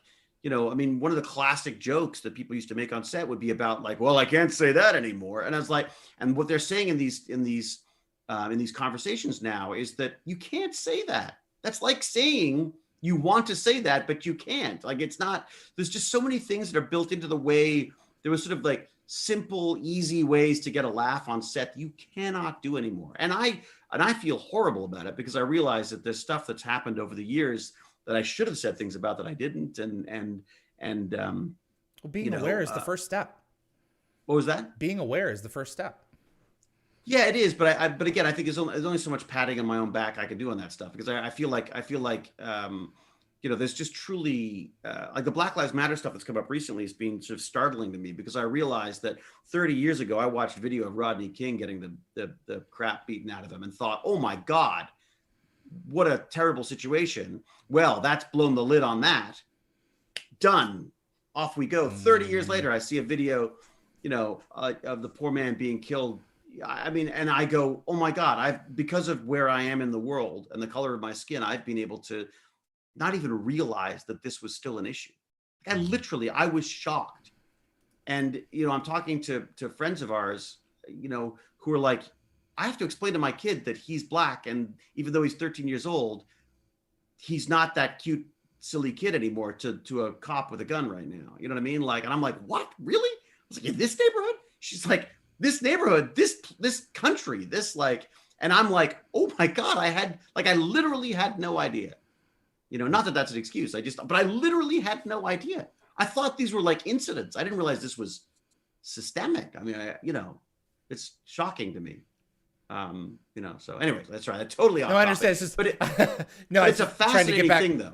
No, absolutely. And, it's just, I do hope that McKay comes back in SG4 and it would be interesting to see his new directions in this new day and age. Yeah, and to see where he's gone with this stuff, because I'd like to think that he probably wouldn't have.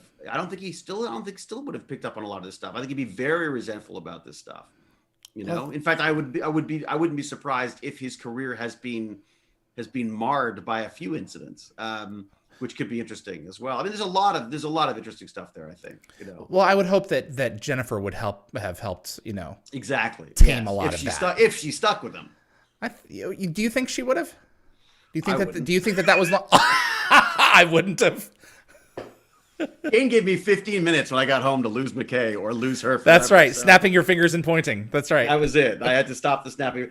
Yeah. I mean, that relationship was so funny because I, of course, loved it because Jewel State. Talk about science fiction like icon. I mean, just oh my God. I mean, Firefly was still to this day. I mean, no offense to Stargate, still, I think one of the most effective modern science fictions I've ever seen.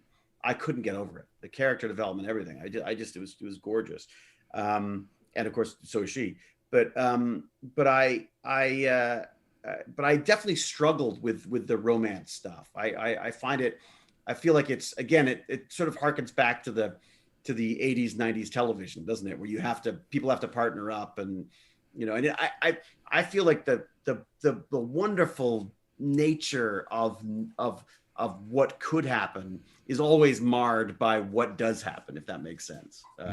So I feel that the sexual tension is much more fun in a way than the actual getting together thing. So. Speaking of sexual attention, kind of tangentially related, Marita wanted to know who was the smartest, McKay or Carter?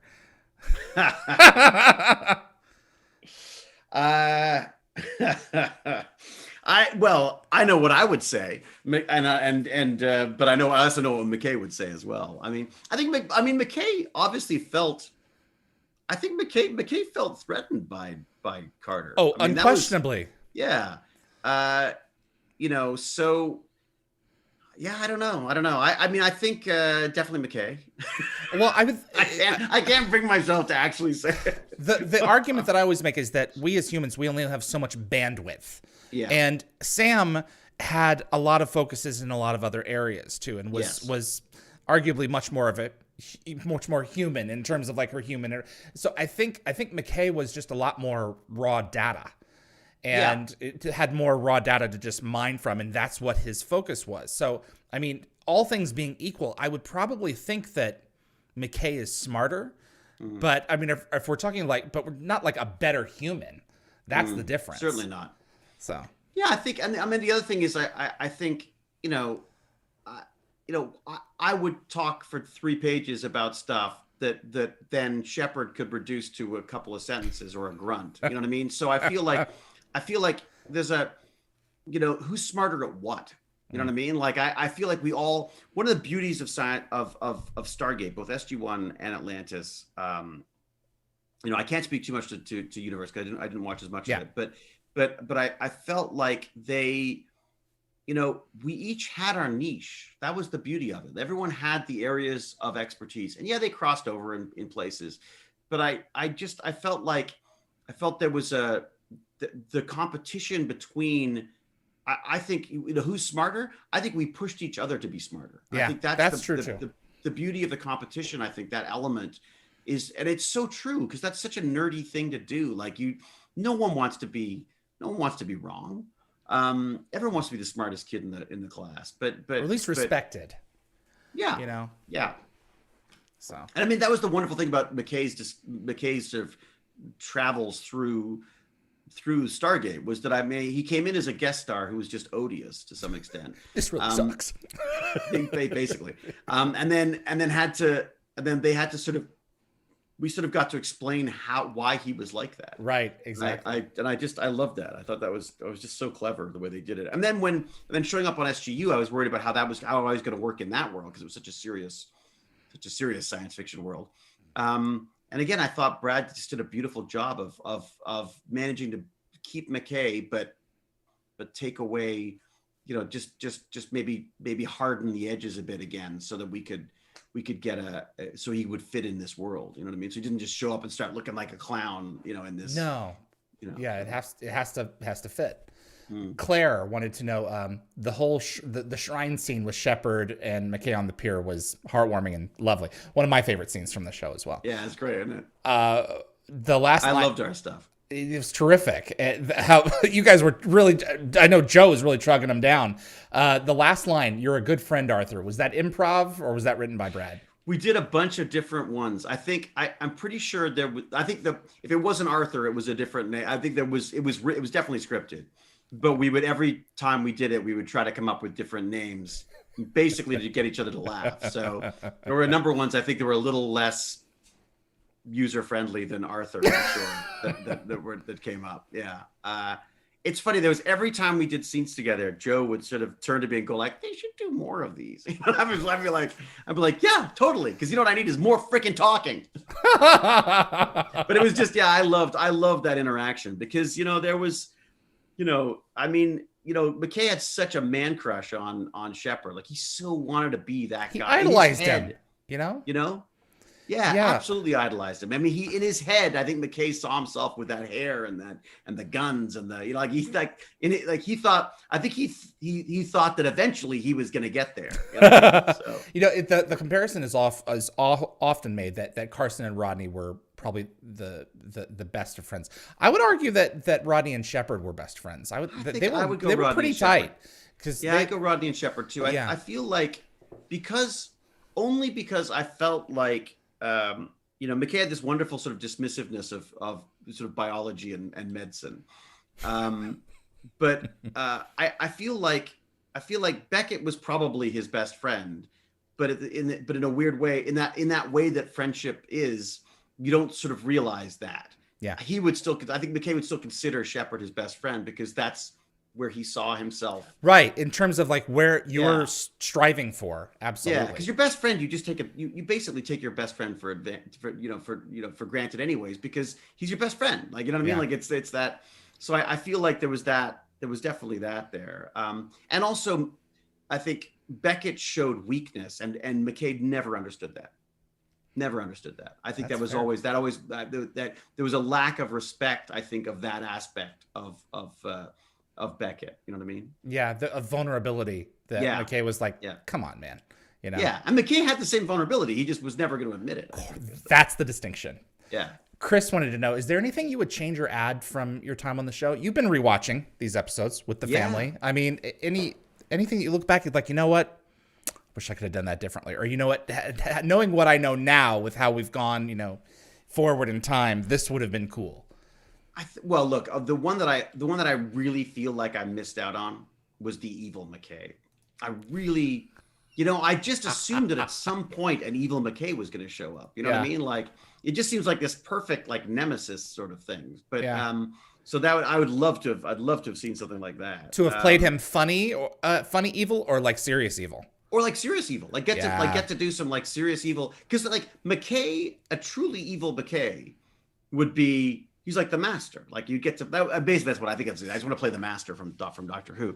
But the idea that someone in an alternative universe who has all of those skills and disregard and misunderstanding of social cues and stuff, he could very well become a psychopath, right? Mm-hmm. So I think there's a lot of fun stuff there to work with, and there's a neat dynamic there, because you go like, if he shows up and the psycho McKay is more successful and more attractive and more, so it's like Rodney, like the Rod and Rodney, if Rod wasn't such a fantastic guy. You know what I mean? I just think there's so much interesting stuff there. I also wish there was more Kate. Honestly, I wish there was more Jeannie stuff. Well, she exposed, his soft spots. My soft bits. My soft bits. Well, I was like, how do I want to say this? No, I agree. Not like, she plumped him up or anything like that. But I mean, like, she showed him to be vulnerable. Yeah. And the shrine shows that. Yeah, I think that was. I mean, that's sort of what I liked about it. I also really like the.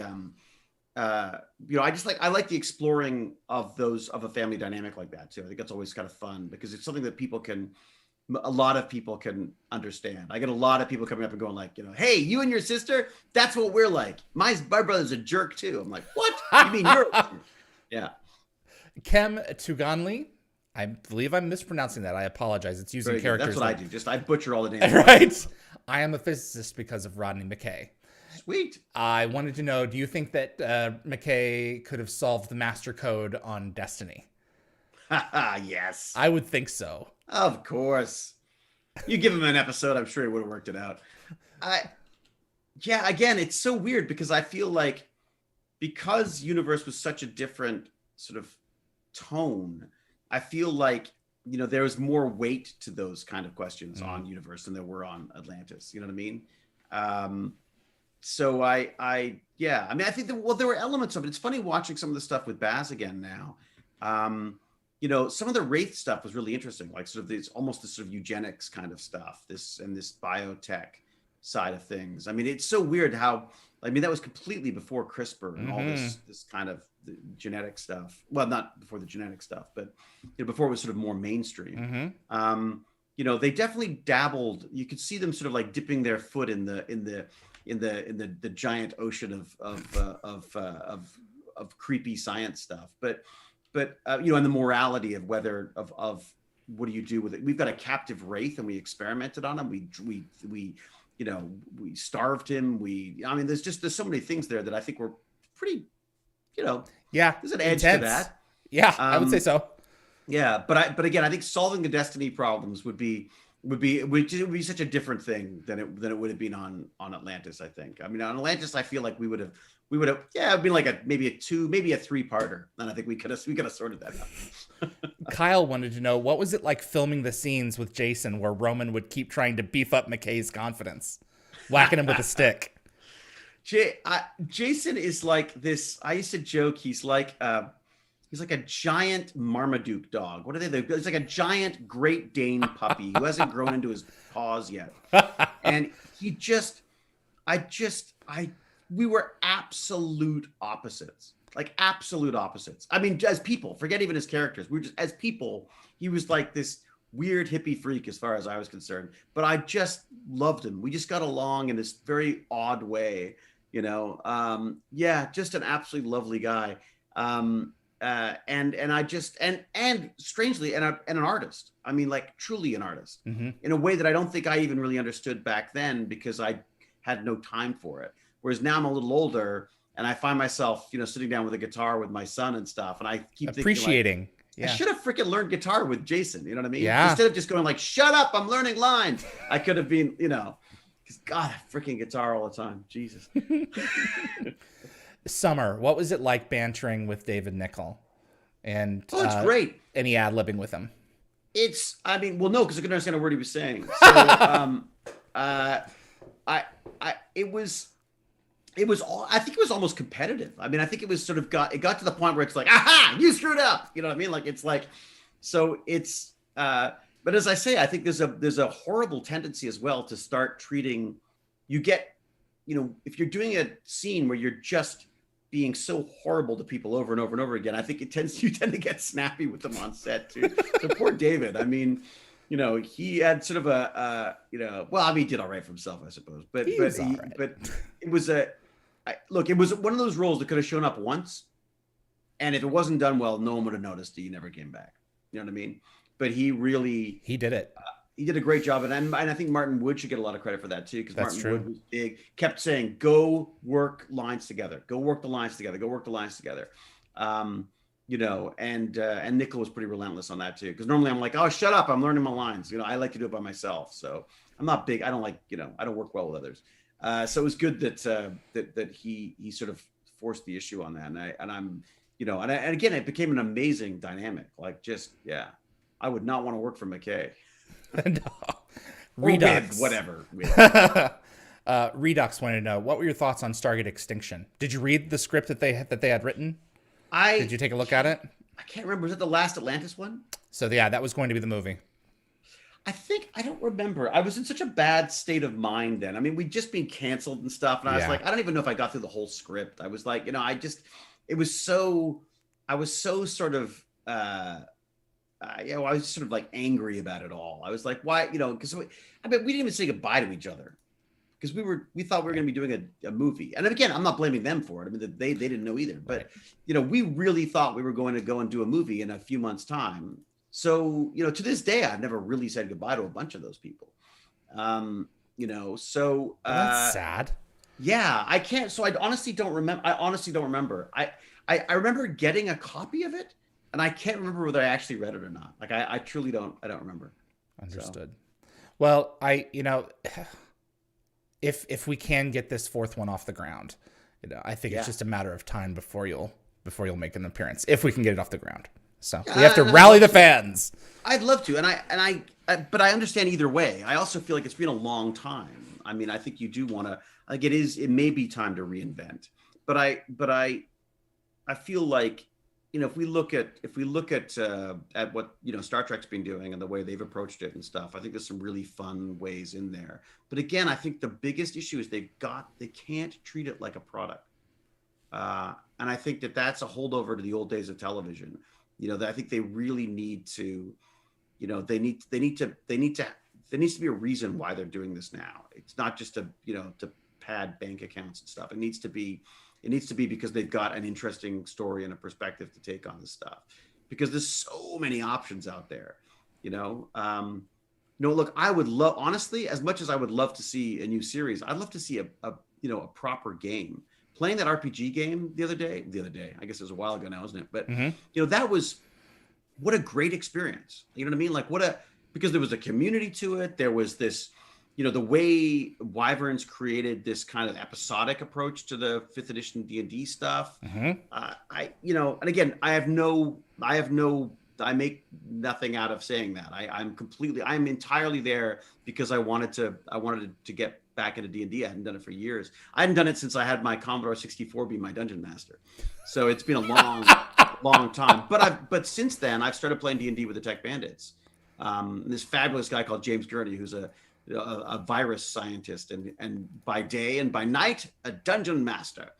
And all around amazing nerd. So he's just been doing, in fact, I think we'll do one tomorrow. We'll probably stream it tomorrow. Dungeons and Dragons. Is it Monday? Yeah, Monday tomorrow. Yeah. Monday's tomorrow.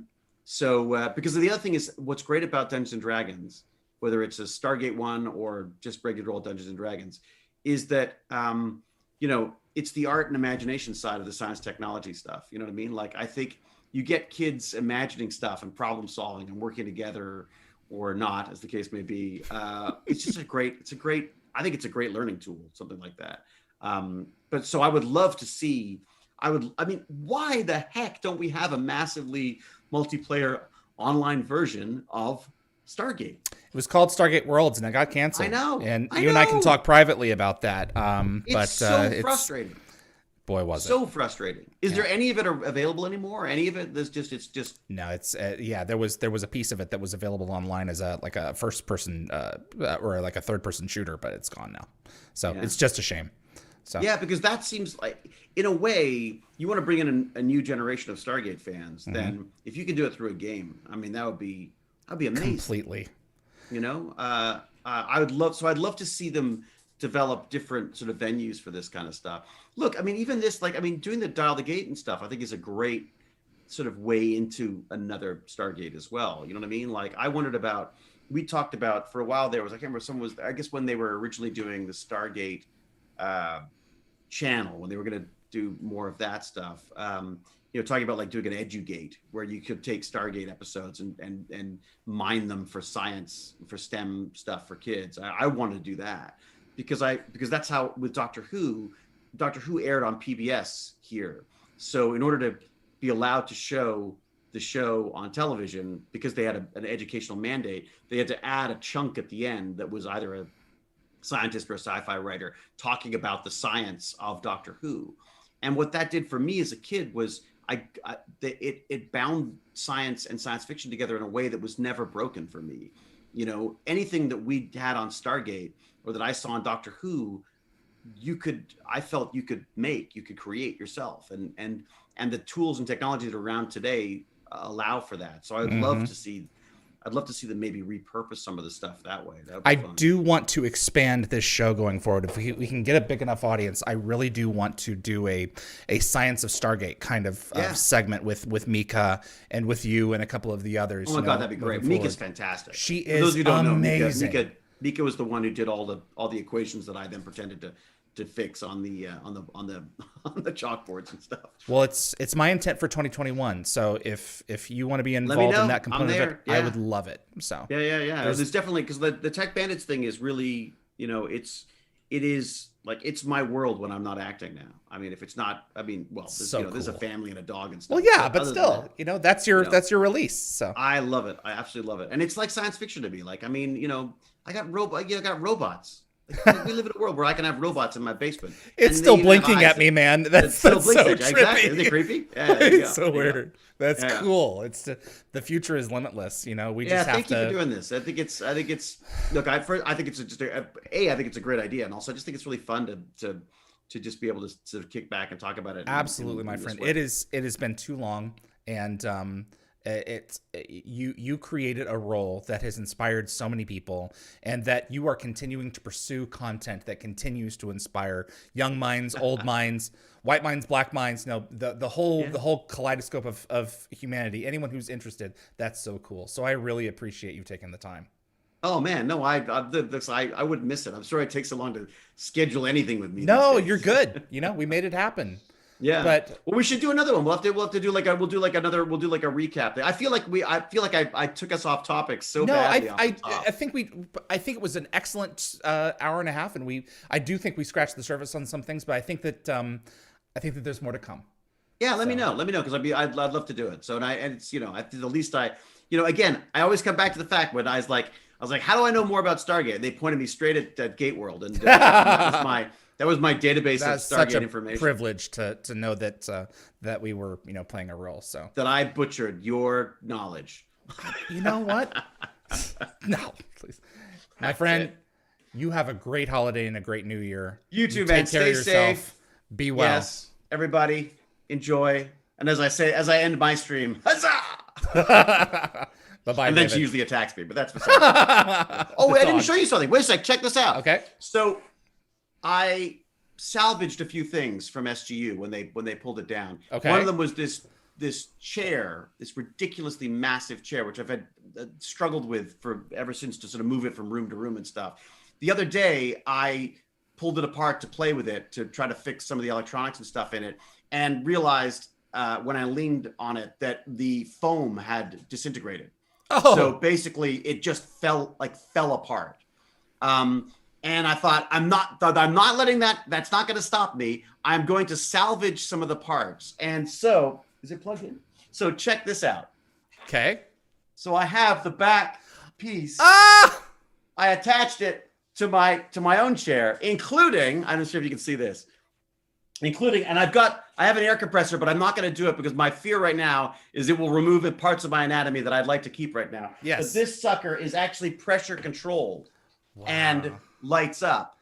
Look at this. Look at that. This is my office chair now. Oh, jeez. Yeah. My wife came down and said, what did you do to your chair? I said, I made it better. That's exactly right. Yeah. So I thought, what am I going to do? I'm not going to keep this chair for if I keep this chair sitting in my basement doing nothing, it's just going to gather dust and stuff. It was cracked up anyways. Yeah. I thought I'll save the pieces and maybe I can build some more. So I'm just going to keep adding to this chair and see what I can get out of it. So, yeah. Well, thank you for sharing. And, my friend, it's such a pleasure to have you. And oh God, anytime. Yes. We will be in touch in the new year, and you take care of that family of yours and take care of yourself. Okay. You too, man. Look after yourself. Thanks, buddy. All right. Love to all. Cheers. Bye. Bye. David Hewlett, everyone. What a great human being. Thank you so much for tuning in for our show. Dial the Gate has sponsored with 3D Tech Pro for the month of December to give you a chance to get your very own desktop Stargate and customized ancient keychain. To enter to win these items, you need to use a desktop or laptop computer and visit dialthegate.com. Scroll down to submit trivia questions. Your trivia will be used in a future episode of Dial the Gate, either for our monthly trivia night or for a special guest to ask me in a round of trivia. There are 3 slots for trivia, 1 easy, 1 medium, and 1 hard. Only 1 needs to be filled in, and you're more than welcome to submit up to 3. The submission form does not currently work on mobile devices, keep in mind.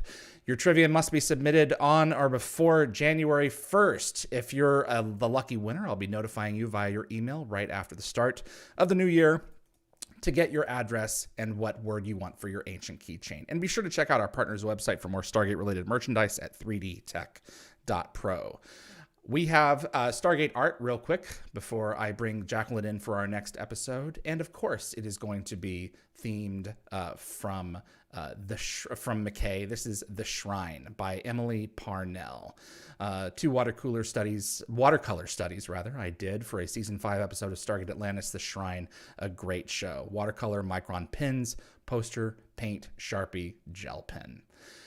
I will be announcing our guests in just a moment here for the next episode, or rather at the end of the next episode, I'll be announcing the guests, but we're going to go ahead and bring Jacqueline Samuda in just a minute. So be sure to check us out on that live stream. I'm David Reed. Thanks so much for tuning in, and we'll see you on the other side.